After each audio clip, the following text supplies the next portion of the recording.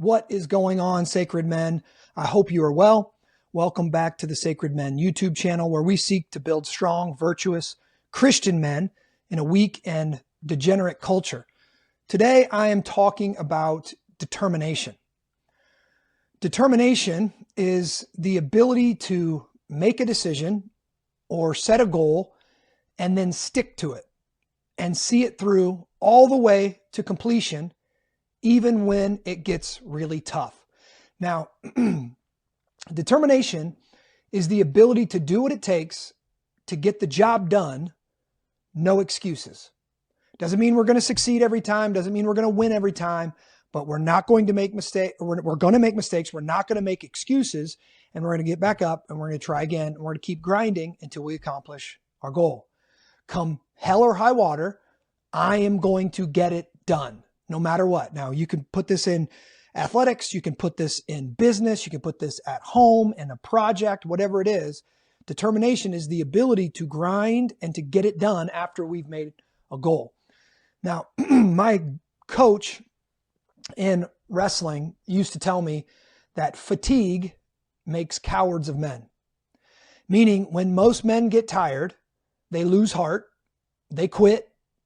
So if I can outwork them, if I can keep going when they begin to get tired, I will eventually break them and I will beat them. Now, I learned that that is one of the most fun things you can do in life, okay, is to outwork somebody who's more talented than you, maybe more gifted, maybe been doing it longer. But if you drag them into deep water, they cave, they give up. You watch their soul leave their body, and then you can impose your will on them.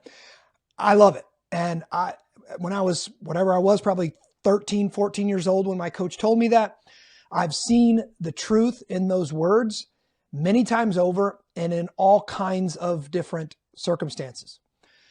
Jesus actually says something similar when he said, "No one who puts his hand to the plow and looks back is fit for the kingdom of God." What's he saying there? He's saying we must be determined men. We must set our face towards him, towards the high calling that he has placed on our lives, and we must keep our hand to the plow. No quitting, no giving up, no turning back. Now, it is really difficult to stop a determined man. That's one of the things that I love about it, right? If you learn how to become a determined man and you grow in this virtue of determination, it's hard to stop a determined man. I think it's one of the reasons why, President Trump is being more successful getting his agenda across than many presidents before him, because he is a determined man. Now, I have not always been a determined man. I think I learned the power of determination really my sophomore year is when I kind of put my toe into the water. My sophomore year of high school, I was a decent wrestler.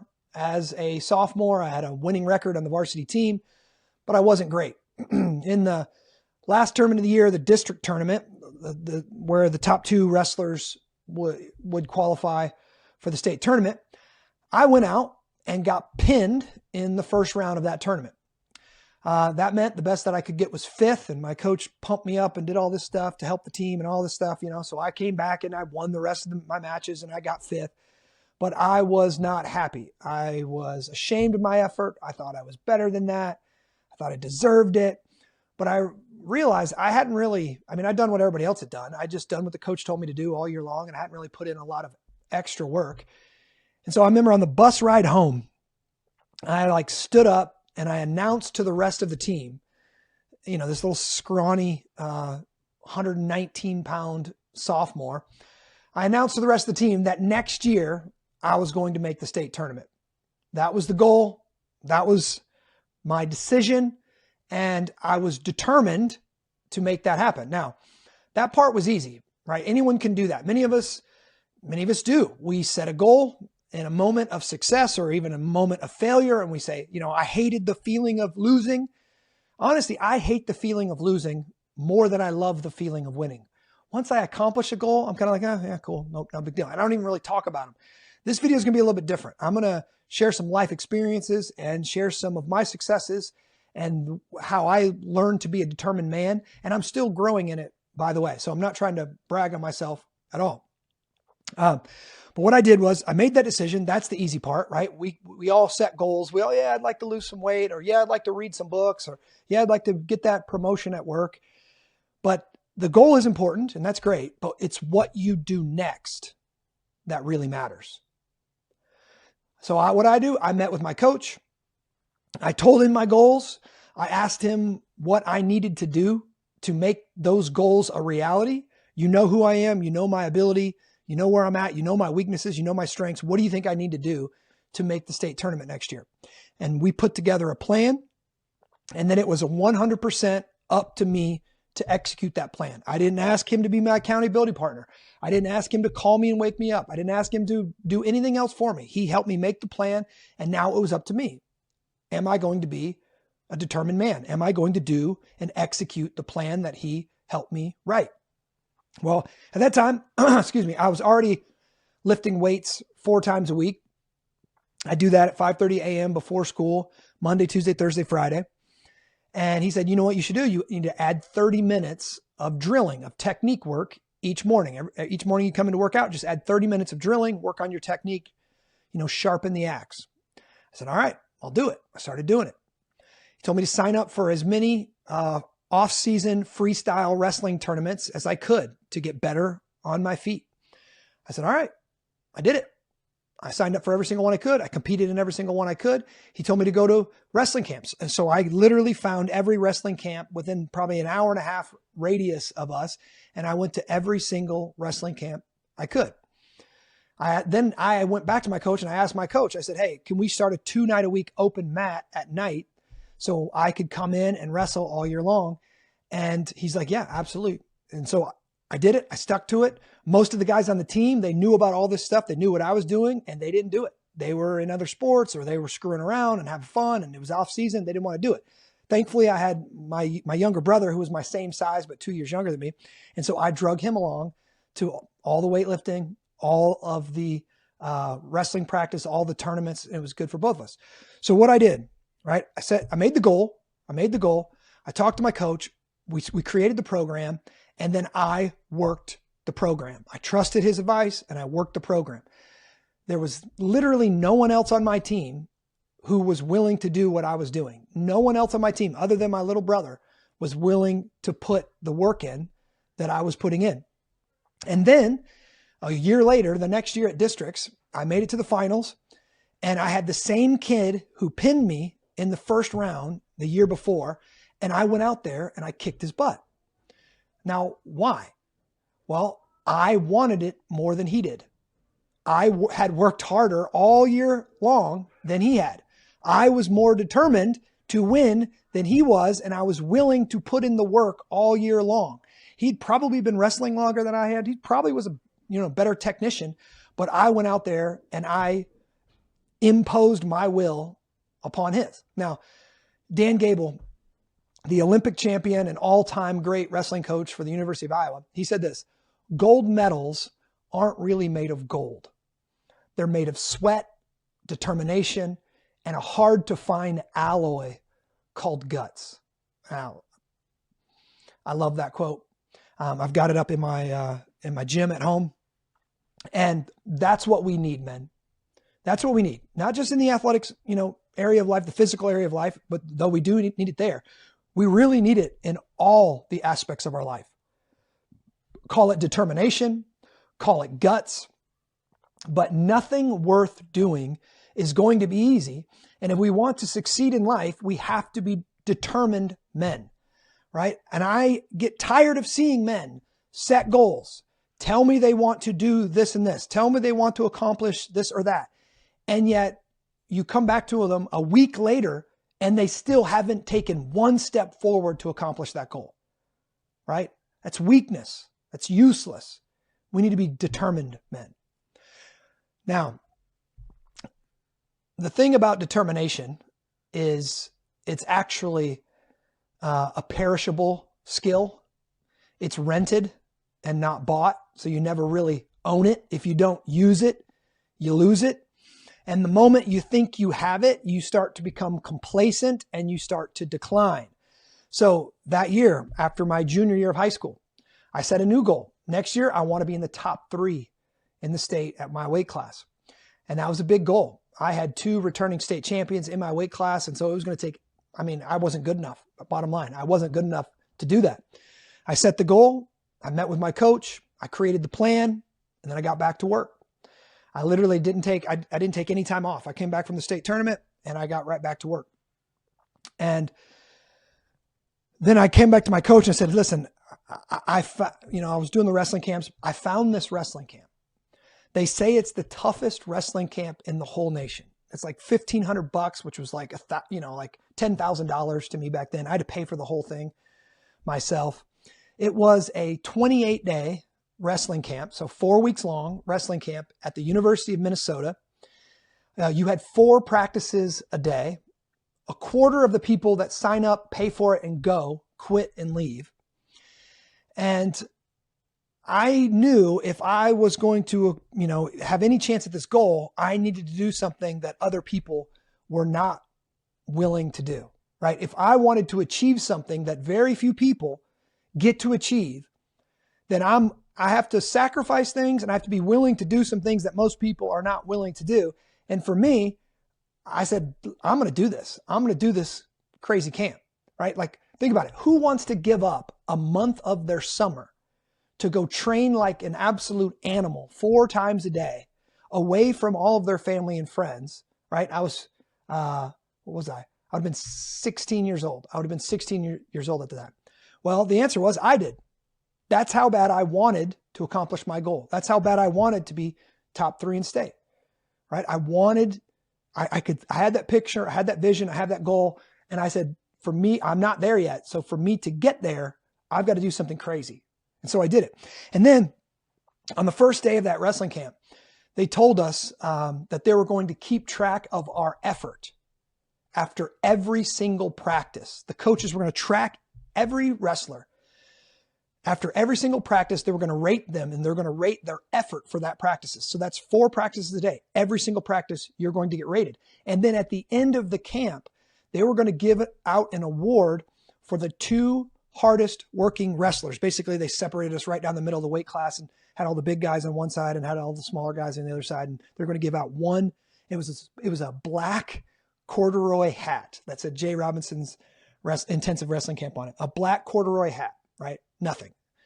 But only 2 people out of, I think there were 1,200 wrestlers that started it. There's only 2 people, one lighter guy, one bigger guy that could get this black hat. On day 1, I said, ooh, I want it. That's what I want. That's my new goal, right? That's my new goal. So I made this new goal. I want to win the black hat. Now, what this did was it gave me a goal for every single practice. My goal wasn't just to beat this guy and to take this guy down. My goal was to work harder than everyone in my group, every single practice. I'm going to run harder. I'm going to lift harder. I'm going to wrestle harder. Whatever I'm doing it harder. And long story short, I did it. I won the black hat. It's an ugly hat. I still have it hanging in my garage. I threw it on the top of my rig, my pull-up rig. It can remind me that hard work pays off. It can remind me that determination is rented and not owned. And I got to keep putting in the work. Listen, making goals or setting goals without guts, it's nothing more than hopes and dreams, right? It's just wishing that it's going to happen. No one owes you anything. Good things don't just come to you, right? The promotion doesn't just fall out of the sky. Losing 20 pounds isn't just going to happen. Asking the girl out on the date and asking her to marry you, it's not just going to happen. You've got to be determined and you have to make it happen. We have to be determined if we want to see our goals become realized. Now, I'm thinking about this today and I want to talk about this today for 2 reasons. First, we're coming up to the end of the year and hopefully we're starting to think about maybe goals for the new year. I think it's healthy for us to start thinking about goals in every kind of category of our life for the new year so we can be challenging ourselves and reaching for new goals. But also as we're coming now to the, and I haven't even started, honestly, I haven't even started thinking about goals for the new year because I'm at the tail end right now. I'm about to accomplish some pretty big goals that I set for myself at the beginning of this year, and some like over 7 years ago, honestly. About 7.5 years ago, I made the goal to earn a black belt in Brazilian Jiu-Jitsu. Now, day one, I went into the coach and I said, hey, how long does it take to get a black belt? He said, usually 10 years. And he had to kind of have this look on his face because I imagine he'd been asked this literally thousands of times before, right? But I said, okay. And I signed up that day and I said, all right, let's do this. Like, I made the goal. I want to be a black belt in jiu-jitsu. Now, many people want to be a black belt in jiu-jitsu. You watch the UFC, you watch jiu-jitsu tournaments, whatever, and you're like, wow, how do they do that? That's pretty cool. They're submitting big guys. They're doing all kind of stuff. It's very technical. It's very intense. You hear Jocko talk about it. You hear Joe Rogan talk about it. Many people want to do it, but it's more than just a decision. It's more than just signing up for a class.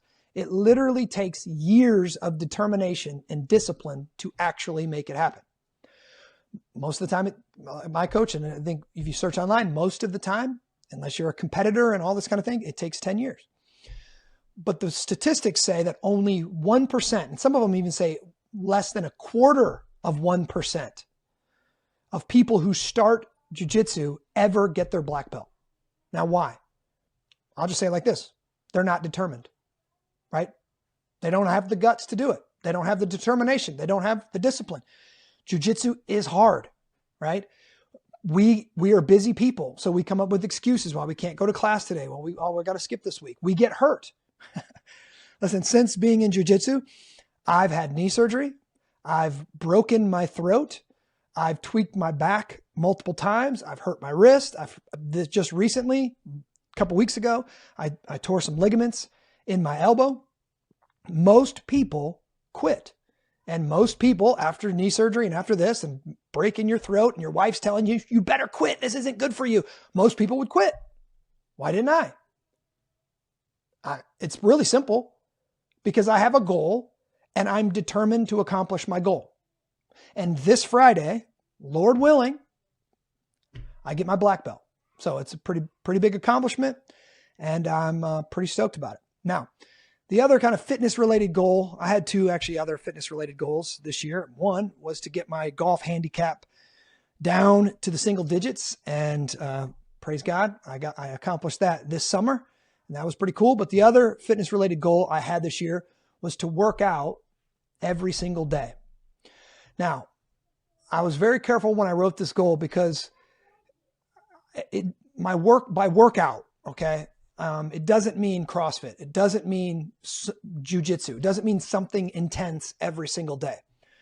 Our bodies need rest. I didn't want to get into a burnout stage. I didn't want to get hurt. I didn't want to do things. So I just said, I need to move. I need to get my heart rate up. I need to move. I need to do something active every single day. And we're like, whatever, 342 or 43 days into the year, and I've accomplished it. I've done something every single day. I still got a few weeks to go, but again, Lord willing, I'm going to accomplish this goal. Now, I set this goal specifically for the purpose to work on my determination and discipline. Even though it's something that most people would say I'm a fairly determined and disciplined person. Again, it's rented, not owned.